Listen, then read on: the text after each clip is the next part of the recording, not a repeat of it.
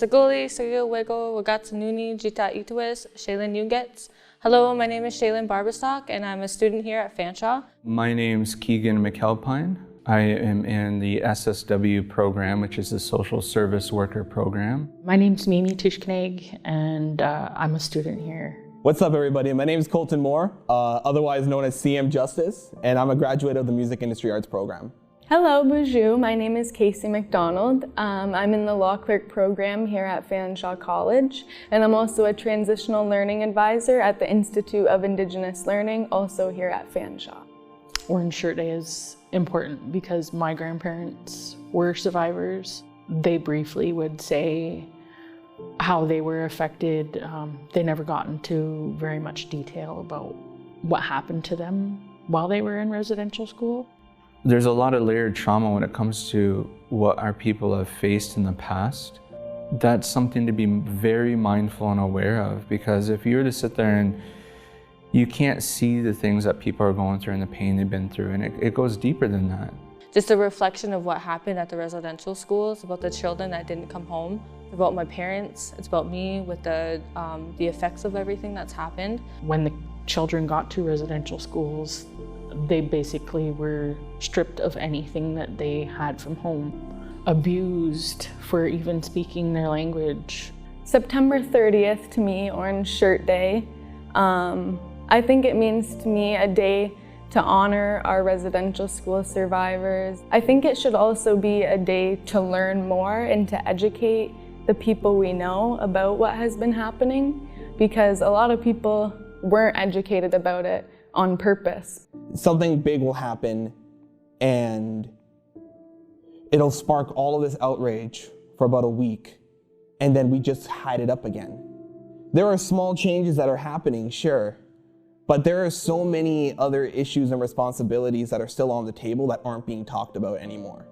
I know that my grandfather kept telling us that every time he tried to leave the school that he had miles and miles to walk. For my grandmother, it was not being able to speak her language because they both come from different backgrounds. I guess it was very traumatizing for them.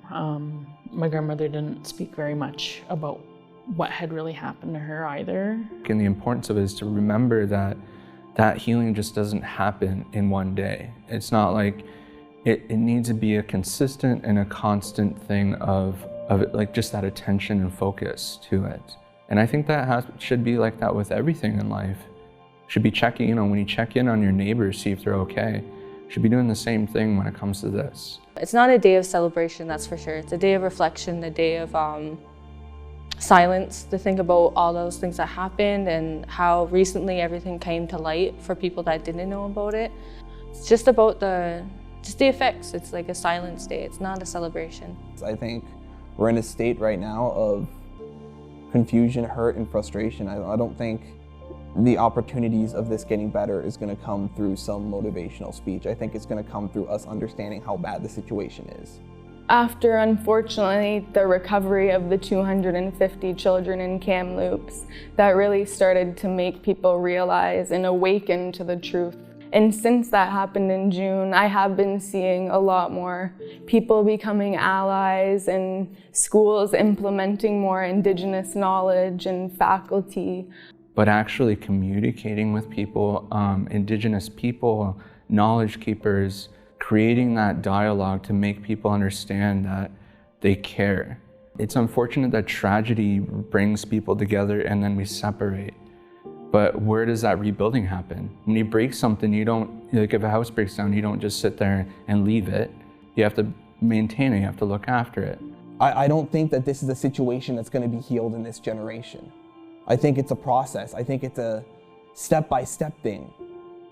But I think in order to make that, we need to be in an environment where we feel like we're not going to be judged for learning, judged for growing, judged for trying to understand. My advice would be to just talk and listen and ask questions and learn.